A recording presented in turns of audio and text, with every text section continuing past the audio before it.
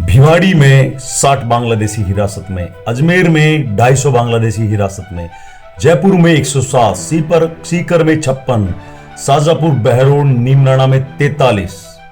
हो क्या रहा है इस देश में? हमारे देश की इंटेलिजेंस कर क्या रही है? यदि यह पहलगाम नरसंहार नहीं होता तो हमारी सरकारें और हमारी सुरक्षा एजेंसियां ऐसे ही सोती रहती।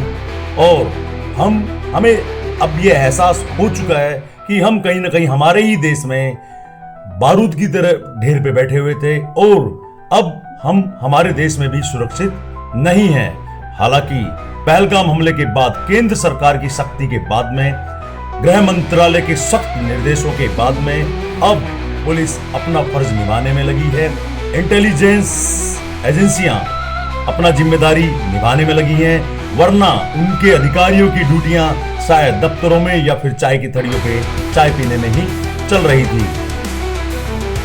हम इस चीज को नकार नहीं सकते कि यह लोग हमारे सुरक्षा बलों को पहले से ही निशाना बनाते हुए आ रहे थे, लेकिन पहलगाम जैसी घटना जिसमें इन लोगों ने आम जन को निशाना बनाया है, कहीं ना कहीं हम एक एक भारतीय के मन को उस घटना ने झकझोर कर रख दिया है और कहीं ना कहीं हमारी सुरक्षा एजेंसियों पे बड़े सवाल भी खड़े कर दिए हैं।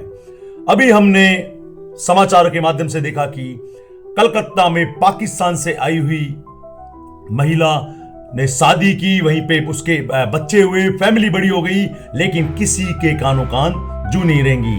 ऐसे ही एक नेपाल के रास्ते फर्जी वीजा पर आई सीमा हैदर, जिसकी रील हम लोग देख रहे हैं, जिसके प्रति हम लोग सिंपैथी जता रहे हैं। अरे क्या गारंटी है उसके मन में पाकिस्तान प्रेम नहीं होगा? हम हमारी सहानुभूति के लिए, हमारे सौहार्द के लिए, हमारे प्रेम के लिए जाने जाते हैं। हम भारतीय मेहमान नवाजी के लिए जाने जाते हैं, लेकिन ऐसी मेहमान नवाजी का क्या जो दुश्मन हमारे सैनिकों को और हमारे आम जन को, हमारे भारतवासियों को निशाना बना रहे हैं।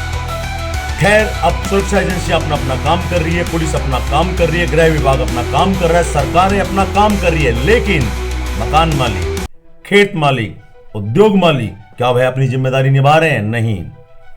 अभी भी उन्हें सस्ते में बांग्लादेशी मजदूर चाहिए, अभी भी उन्हें सस्ते में रोहिंग्या चाहिए, उनका चाहे भट्टा बैठ जाए एक बार में, लेकिन वह पुलिस के द्वारा लाख मिन्नतें करने के बाद में भी वेरिफिकेशन नहीं करवाएंगे।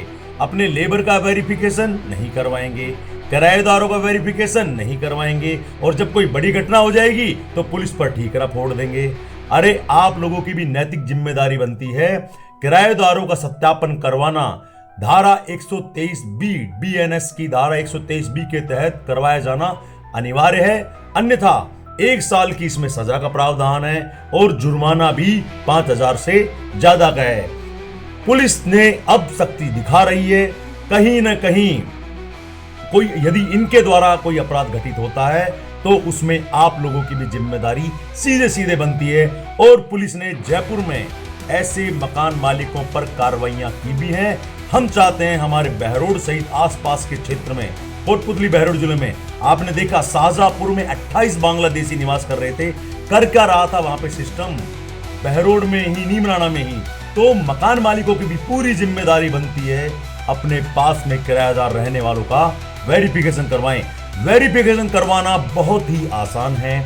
आप इस वीडियो में देखना, RajCop app Google map app पे दिखेगा, प्ले स्टोर पे राजकोप ऐप, या फिर पुलिस विभाग की वेबसाइट पर जाकर, अधिकृत वेबसाइट पर जाकर, उस पे भी तिनंत वेरिफिकेशन के नाम से एक कॉलम है।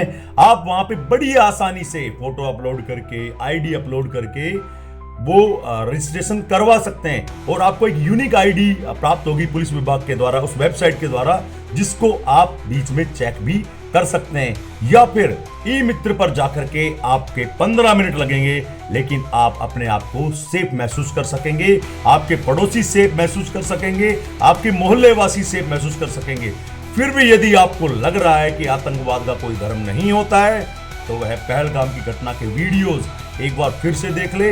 हमारा यहाँ के सभी निवासियों से निवेदन है कि आप लोग अपने अपने किराएदारों का, खेत में काम करने वाले मजदूरों का, उद्योग धंधों में, छोटे कुटीर उद्योगों में काम करने वाले मजदूरों का जल्द से जल्द वेरिफिकेशन करवा लें, वरना पुलिस अब की बार आपको छोड़ेगी नहीं। जय हिंद, जय भारत, जय जय हिंदुस्तान।